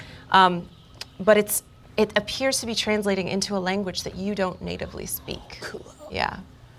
But you feel like you're getting something. Okay. Yeah. Can you use the time to just investigate the rest of the room to see if there's any clues? Yeah. Nice. For sure. Yeah. Give me an investigation check, please. Yeah, no. I got like a 5. Yeah. You can't find any cheese. It doesn't make sense, but the only place they could be is the Grey Havens, which is it's too long a journey for Arwen to make. She can't do it. And I can't leave her side. I'll put a hand on his, hip. And just say, it's okay. You're expecting. It's a very trying time. You stay and relax. I think I speak for the group when we say, we're excited to go for you. It would be our honor. And he looks way down at you, Hello. little tiny guy, and he says, I have known many hobbits, and one thing you all share is your bravery. Thank you. Tolkien created hobbits to represent kind of the common folk of England, the people in the small towns. But I think we all kind of see ourselves in a hobbit. Well, hobbits feel like they're the humanity of the story. I mean, there's humanity in all of the characters represented in Middle-earth, but it feels like Tolkien really imbued them with the sort of purest form of humanity. The Shire is relatively perfect, it's idyllic, it's all that matters to them is good food and good ale and looking after your crops and your animals, you know, fellowship and friendship, the bare essence of what it means to be alive and enjoying those pure things. There's that, I think, the simplicity of a hobbit, but also the resilience of a hobbit. The idea that you can be such a simple creature, but secretly you are one of the best candidates to resist great evil in the world and to do great things that you may not have known that you were capable of. I think that is why hobbits are just so damn endearing. You know, there's just something that is so admirable about the pure of heart, and it's ultimately what makes Frodo and Sam and Merry and Pippin adept at being able to withstand the darkness that they encounter later. That hobbits are more fortified against the darkness because of the purity of their own heart, you know. Please rest, please stay the night. Leave fresh in the morning. You're tired. We have food and we have comfortable beds, and in the morning, perhaps things will look more promising. All right, just so as you know, I did a little midwifery back in the day. If you need a person, I'm just saying. Strong hands. My lady wife prefers no one to midwife for her. Oh. She's a tough old broad. Oh, that's dangerous, but all right. Yes. I mean, dangerous for you, old broad, I don't know. We'll keep that between us. No, she likes it.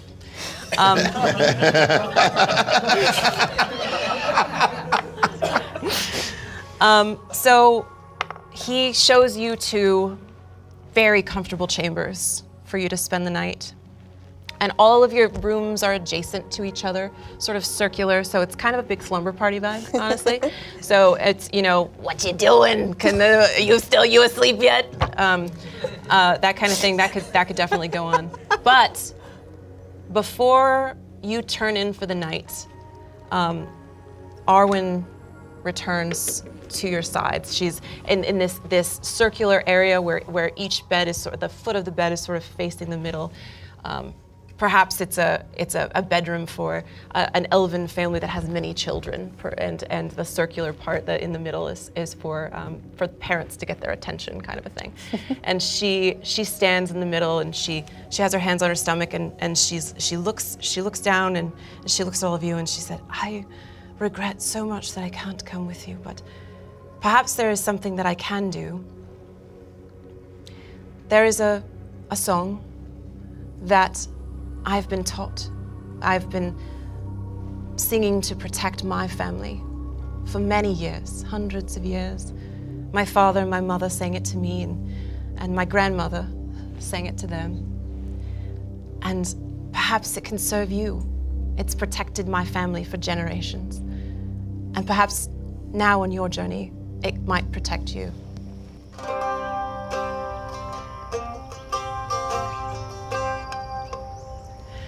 Long past and far away, the Ainur joined in song. One voice among the choir was dissonant and wrong. Oh, shadow fool. Oh, shadow fool. Three themes they harmonized as Melkor's discord grew. Thence shook the timeless halls, peaceful hitherto. Oh, shadow fool. Oh, shadow fool.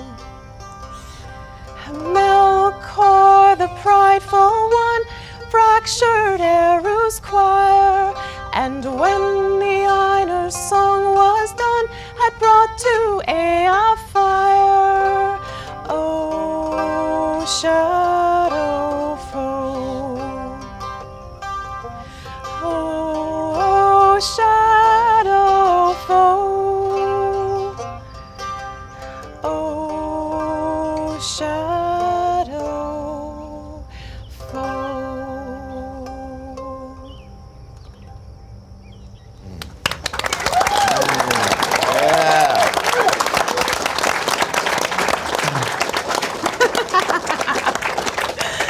Okay.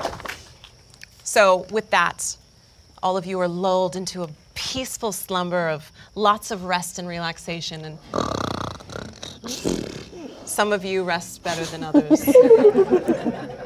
And when you rise and you make your way back down to the entrance of Rivendell to head out, Strider is there holding the reins of 4 beautiful elven horses, white with dapples on the butt, the good stuff, shaking their heads.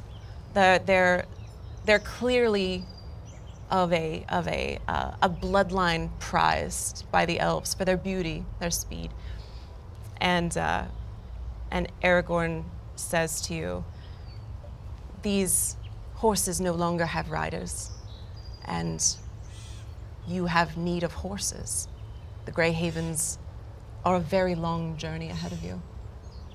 And I've brought these, but for you, you're too small to ride one of these beasts. I know. And I've tried. I can handle a lot, but yes. And he has a special little grin for you. Oh. He says, but, and one of those elven grooms that you met earlier comes out holding the reins of a very stout, hairy little pony.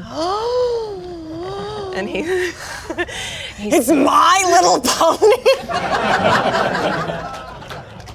What?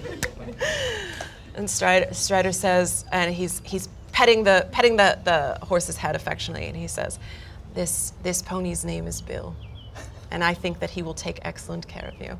He's lived a long time, prolonged by elven magic, but he'll make it the rest of this trip. Oh. And Bill looks a little worse for wear, but the spirit in those eyes. So do I. I feel an instant kinship to Bill.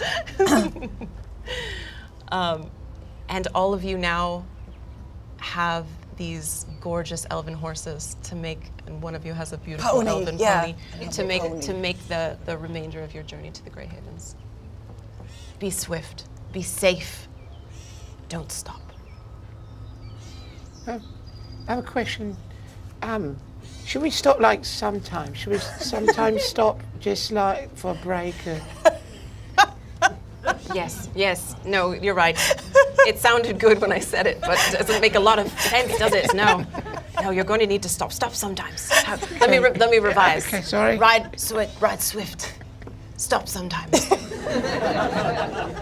Thank you. That's more realistic.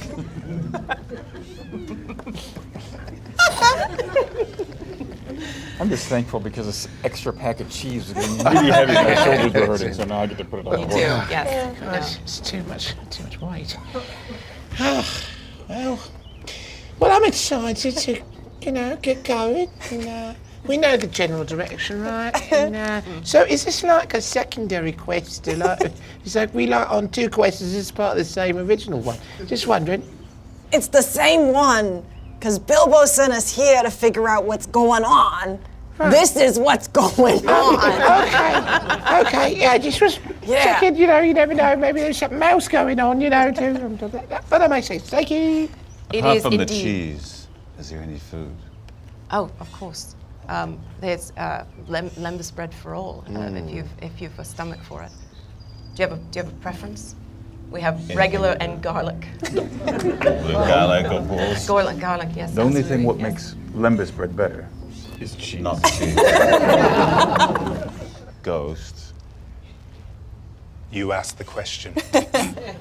You reap the reward.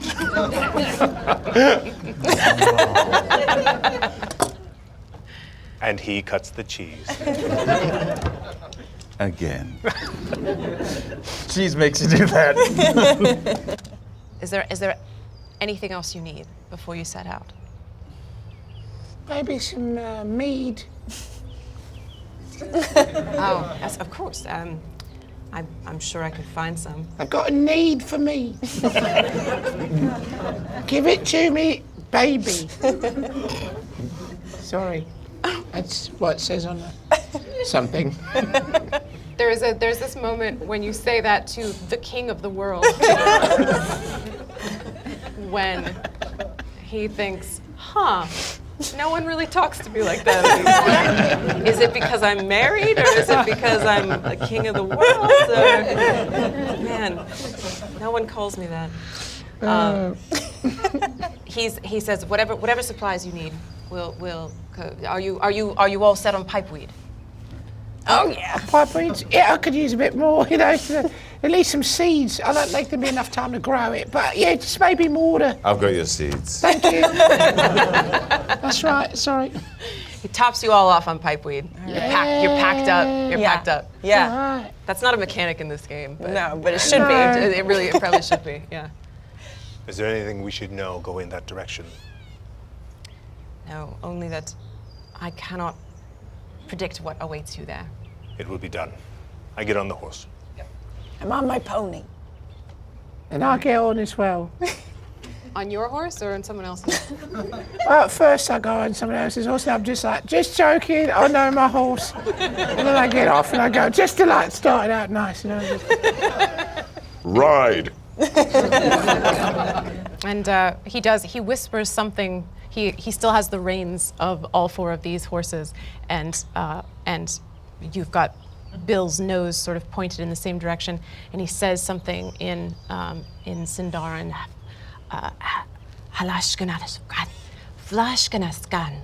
to these horses, and they go, and it's like they're stomping, they're ready to go. He has given them, he has put the flight in them.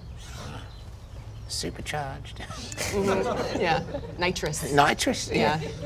You asked for speed. So look at those horseshoes. Great grip. Nice fatter design. Mm-hmm. Haunches are more haunchy. Yeah. We ride. Thank you. Autobots. Let us ride. I don't want to alarm anyone, but I think something bad is going to happen. I dreamt last night. I kept my dagger under my pillow, and it showed me visions. There's danger. It's coming. You're a trip, man.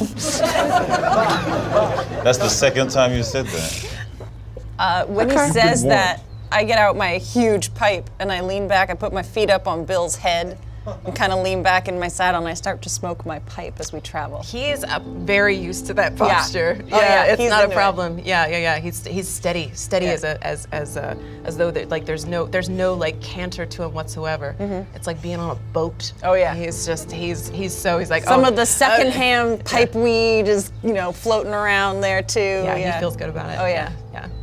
So Marigold and Bill are getting We're chilling. stoned.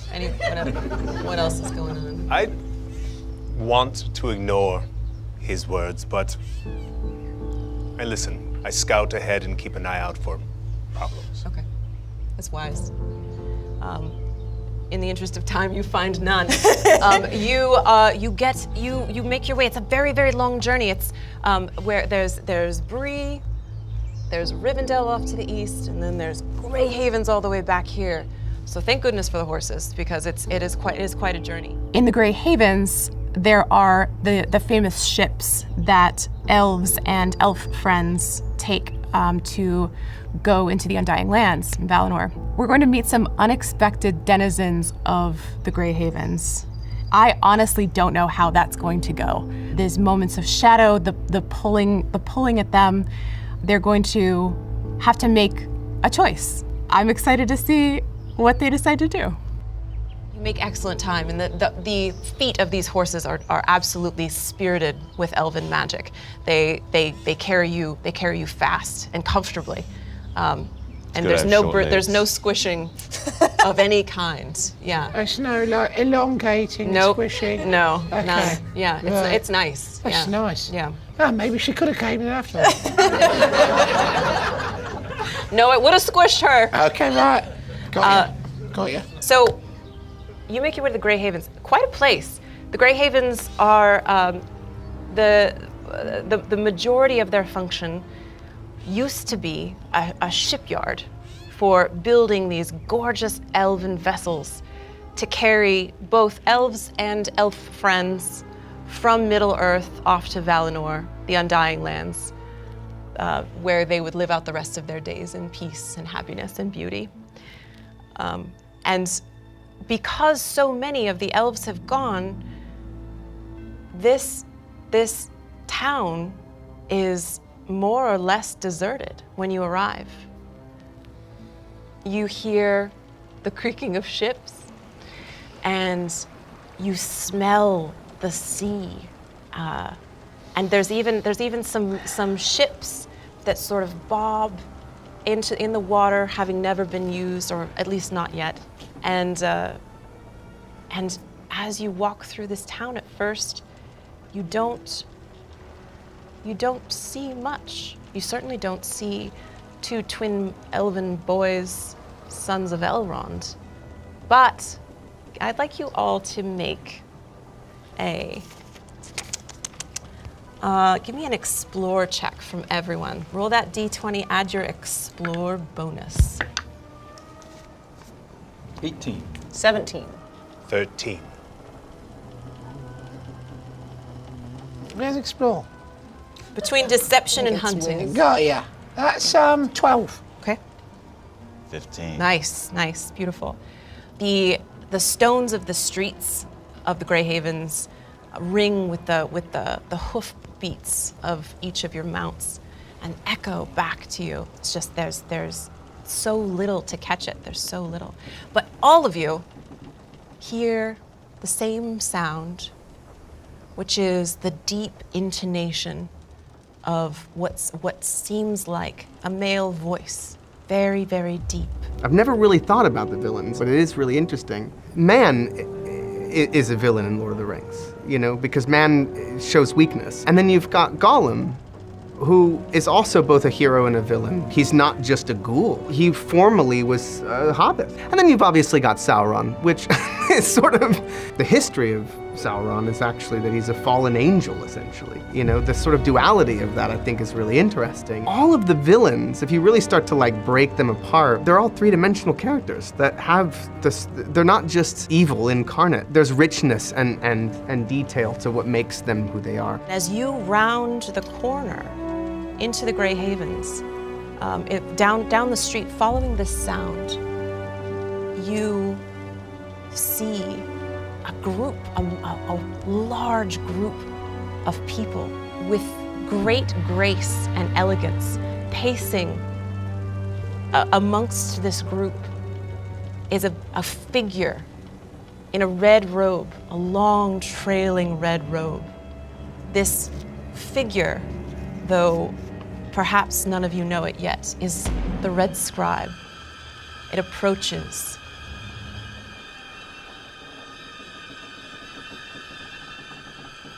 This Red Scribe moves through this town, surrounded by others wearing red hoods and cloaks. And they are not afraid of you. They see you. They look at you, and he seems nonplussed by your arrival, perhaps even pleased by it. He continues walking, examining the work of the other red-hooded figures, all of whom are bent over a task, their hunched backs hiding their work. They sit. They sit in the streets. They press up against walls, all of them with parchment and pen, scribbling furiously, writing writing as fast as they can. I look over his shoulder. I must know what they are writing. You see what they are writing is the same script of the traveler that you found disemboweled by orcs, of the notes found in Rivendell on the writing desks. I take the script that I have and I show it to the one writing in front of me. Yeah. That figure looks up at your writing and seems pleased by it. Goes back to their own task of writing page after page after page. I don't suppose you're going to talk. Does the handwriting on the notes they're writing match what we have? And does it match the notes back at Rivendell? Why don't you give me an investigation check? I would See if love you to can do match that. And you and your codex. That's pretty damn good. 23. Whew, yeah. Come on. Give me something. The daily puzzle, everybody. All right. You are excellent at pattern recognition. Like you're able to you almost as though perhaps you feel like this is maybe a game. Yeah. You look and you're like, you say, it's not that one, and you start to make your way through this crowd of people looking at each of the handwriting, and you find the handwriting, and it belongs to, of course, a red hooded figure, but with little elven ears poking out of their hood. Okay. I turn around and I point to it and I whisper, I say, I think this might be one of the, the boys that we're supposed to find. Elehan? No response. Elvendir? No response. Frank. I think he's in Response. Yeah? I think he's in a trance. And you've gotten his attention by saying that and by gathering these folks, but when he looks up, any of the party that have met Elrond before or are familiar with his visage, there's a resemblance. This is a noble Rivendell elf, but his eyes are glazed over and he doesn't seem to see you. Anyone got any ideas? Just as you say that, a bell starts to ring. A cathedral, perhaps, somewhere in town. Beautiful music chiming. The melody, perhaps, of the onset of evening in the Grey Havens, calling everyone home for meals. This gorgeous twinkling of song. And that Red Scribe that was walking around immediately turns his head, lightning fast, toward the music.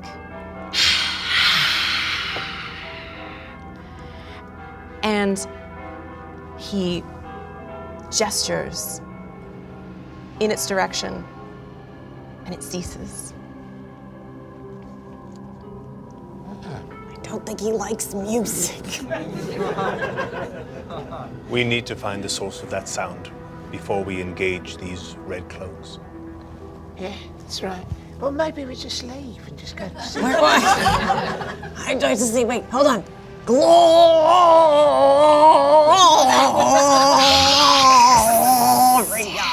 I does not like it. None of us like it. No one likes that. Borderline. Seems like I'm going to lose. No, okay. But when you sing this horrifying song, you, this elven man that you're standing next to, who was looking at you with glass eyes, he blinks, and his eyes resolve into real eyes, human eyes, well, elven eyes, but they're the dark color of the family of Elrond, just for a moment, and he says, music. just before he fades back into the glaze. Yeah, that's right. And he starts to write furiously again, cranking out page after page after page. Well, I know a lot of them. I Shall kneel, I stop? but very quietly hum the song that she sang the night before in his ear. Just quiet, only enough for him to hear and no one else. And I Gorgeous. wrote the notes down as she was singing it because that's my thing. Yes, it is kind of your thing. Let me get from you a little, just a little stealth check, because you are trying to be a little stealthy about this, right?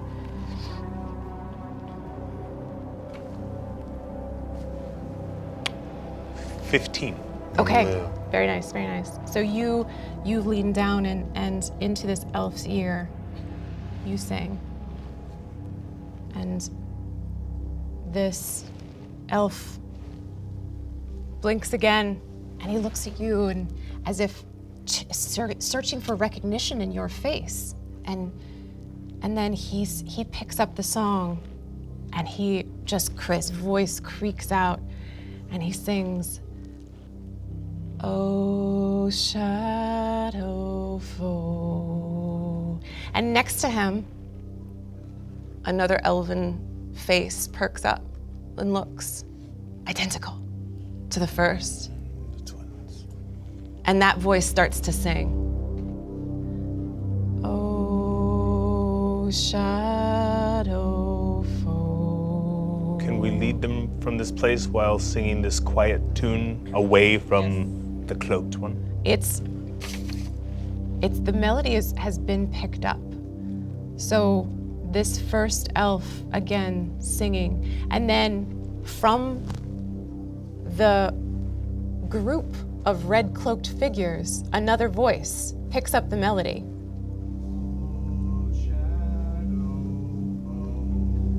And then, oh, shadow foe. More voices pick up this melody.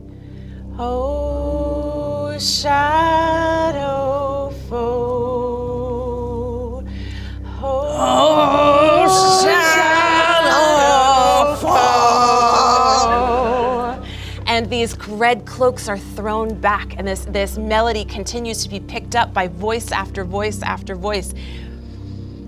And this Red Scribe figure is hissing and wailing. And he is tormented by the sound of the singing, not because it's bad,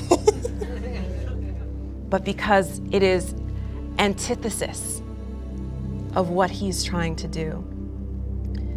And this crowd of people slowly stands, and this scribe continues to scream, and this crowd, they're throwing down their parchment and their pens, and they're converging on this figure singing.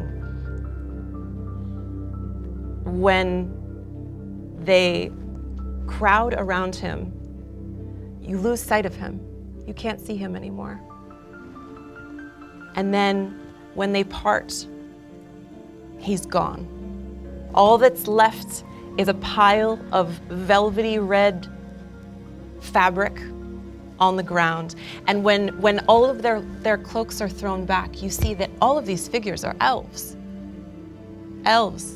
And it stands to reason to you, these elves came here to leave for Valinor.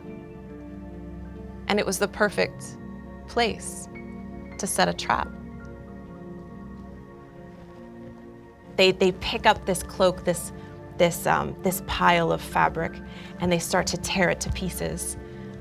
And the two elven brothers approach you, tearing this fabric off of themselves. And they say, "Where did you come from? How did you find us?" I'm Osbert from Bree. Bilbo Baggins sent me to Rivendell. Bilbo Baggins sent you to Rivendell. And you found us here.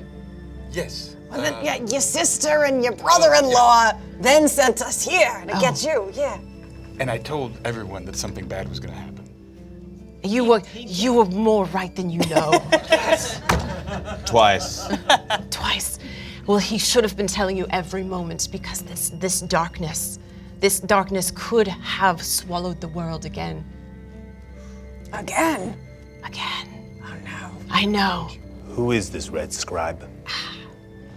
And one of the twins like can't even talk about it. He's just like, I can't with this. No. He walks off, but Elwer here stays behind and he says, this figure didn't tell us much. But what we do know is that this language that he has devised, and he's like trying not to look at it anymore, but this language is irresistible to elven kind, and there is darkness in it. There is the War of the Ring is over, but Morgoth's influence is not. And this servant sought to try to infect the world again, anew, through writing, the thing that could be spread the most easily to Valinor itself. I said he didn't say much, but I guess he did say quite a lot, actually, yes. Yeah. He did, now that I think about it. That's a lot. That's pretty much everything. Yeah. We couldn't, I don't know what, I cannot imagine what would have happened if we had gotten on that ship. Yeah, I wonder what would have happened. I'm gonna start swinging these guys around by their arms. I think it's time for a celebratory dance. No, he is so grateful. And he reaches over to you, Bronwyn, and grasps your shoulder and says, "You resisted it. Well done. You did what I could not." Well, thank you. Yeah, thank you. That's nice. That's nice of you. I ain't heard it like that before. Thank you. Is Bronwyn flirting? No. Maybe. Well, it's working.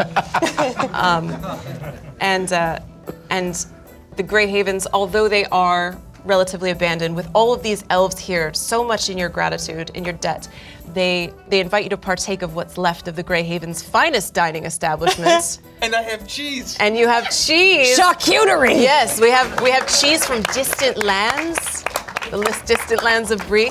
Was that just a cheese joke the whole time because you were from Brie? Yes. Oh my God. Anyway, so they're once they shake themselves free, the merriment is uncontained. You've never seen elves party quite like this. They are so grateful.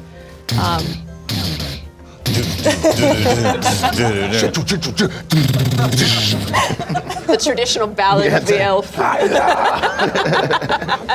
You know they're excited when they really get into it like that.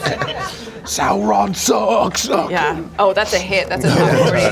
Honestly, it's a banger too. Yeah. His ears are too big.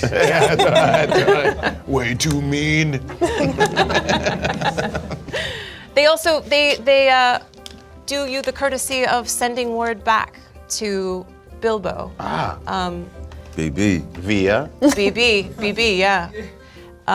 And Bilbo makes his way to the Grey Havens to return back to Valinor. Bilb. He hates it when people call him that. Sorry. I do, while all the others are partying, do what a ranger must. I collect every single scribed note in this place and begin a collection, a new book that I must decode. This cannot be allowed to spread. But you, though your intentions are good, Ghost, you may not realize that you are not the best keeper of this knowledge. I am going to read this. Oh, yes. But for now, I will keep it out of the hands of the elves who it seems to affect the worst. Marvelous. Does Bilbo give a little speech about going and leaving the lands? Yeah, hell yeah, sure, yeah. I'm good. Do you want me to do that? Are you asking me to do it? I crying when I read it when I was a kid. Oh, he gives that same speech again and you cry again. Yeah, it's a good speech, huh?